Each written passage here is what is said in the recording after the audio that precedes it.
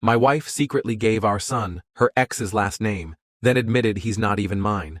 A DNA test confirmed it, so I divorced her. Now, 3 months later, her affair partner wants nothing to do with the baby, and she's suing me for child support.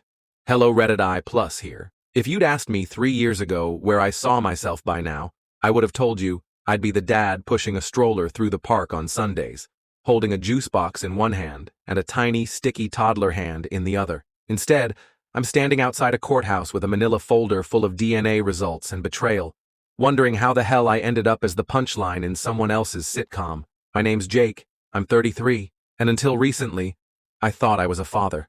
Let me take you back. I married Jessica when we were both fresh out of college. She was artsy and bright, had this way of making even the most boring moments feel like a scene in a movie. She made Pinterest boards for our wedding, our honeymoon, even our future baby's nursery before we were even trying. I thought she was quirky. Looking back, she was just very good at planning, especially when it came to secrets. We were married for 3 good years. You know, the usual ups and downs. Arguments over laundry, streaming passwords, whether or not to get a dog. We got 2. But we were solid, or at least I thought so. Year 4, we decide it's baby time. We try. She gets pregnant. I'm ecstatic. Like full-on embarrassing dad energy before the kid was even born. I downloaded baby name apps. I practiced swaddling with a towel. I even cried in a Target aisle once because I saw a Jura 1 dad mug and it just hit me. I was going to be someone's father. When Lucas was born, it felt like time stopped. He had this full head of hair and scrunched up little nose. I held him and felt this wave of something deeper than love. A kind of purpose. I never once doubted he was mine. Until 2 years later, when I got a letter from our insurance provider, some hiccup about coverage because of a name discrepancy on Lucas's birth certificate. I thought it was a typo. I wish it had been. I looked up the document and felt the floor drop from under me. Lucas's last name wasn't mine, it was Kyle's. Kyle was Jessica's ex-boyfriend. The only ex I ever felt uneasy about. The one she told me was a stupid teenage mistake, and that they hadn't spoken in years. Turns out they had one last conversation, all right. I confronted her. I'll never forget her face when I showed her the birth certificate. She blinked a few times like she was rebooting. Then came the tears, the shaking voice. Okay. I didn't know how to tell you. I thought it was a mistake. But then, I was scared. She admitted they hooked up once, right before we decided to try for a baby. She said it was closure, one last time before fully committing to me. But then she got pregnant, and instead of coming clean, she played the odds, assumed the baby was mine, gave him Kyle's last name just in case, but never told me, because why ruin a good thing? I was numb. I was holding this photo album in my hand, Lucas's first steps, our trip to the zoo, him asleep on my chest, and suddenly it all felt like I was watching someone else's life. I got a DNA test. It came back just like I feared. 0% match. I wasn't Lucas's father. Not biologically, not legally, just some guy who got lied to really well. I moved out the next day, filed for divorce that week. The worst part wasn't losing her. It was walking away from Lucas. He called me Dada. He'd run to the door when I came home from work, and I had to explain, somehow, that I wouldn't be around anymore. I didn't even get to say goodbye. I tried to make peace with it, told myself I could move on, that I deserved better. But 3 months later, Jessica called me out of nowhere. Her voice was shaky but oddly hopeful. Hey, listen, Kyle doesn't want to be involved. He kind of blocked me. I filed for child support, but he vanished. Then, after a pause, so, I filed for child support from you. I thought she was kidding. She wasn't. She actually sued me. Said I had acted as the father, that I established a bond, and therefore I owed child support, even though I wasn't his dad. I stared at the court papers in disbelief. I read them 3 times. I was being taken to court for a child who wasn't mine, by a woman who lied to me about everything. The first hearing was surreal. Jessica's lawyer described me like some kind of villain who abandoned his family. I almost laughed. Then I almost cried. Then I just sat there blinking while the judge asked if I had formed a paternal connection. I told him the truth. Yes, because I was lied to. Her lawyer tried to play the sympathy card, said Jessica was trying her best, that Kyle was the one who disappeared, and I was the only stable figure in the child's life. That may have been true. But it wasn't my choice. I wasn't a father. I was a placeholder. A lie with a kind face and a steady paycheck. The judge ordered more hearings, psych evaluations, character assessments. I started documenting everything. The name, fraud. The DNA test, The messages Jessica sent me afterward, saying she missed me, that Lucas asked for me, that maybe we could still make this work. It was like being pulled back into a burning house by the person who lit the match. But here's the thing. Courts don't always care about the truth. They care about stability, about the child's best interest, and that scared me. Until finally, my lawyer found the crack. She had signed the birth certificate alone, without my consent, without notifying me. That was fraud.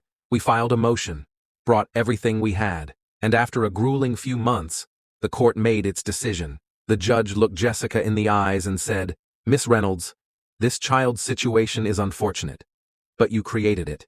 You knowingly misled your husband. Mr. Callahan is not the biological father, did not sign the birth certificate, and has no legal obligation to pay child support." And that was it. No more court, no more pretending. I walked out of that building feeling like I'd been carrying a boulder for years and finally set it down. Jessica tried to talk to me outside. She cried, said Lucas still asked about me, said he needed me. I said, he needs his real father. You owe him that truth. I'm not part of this lie anymore.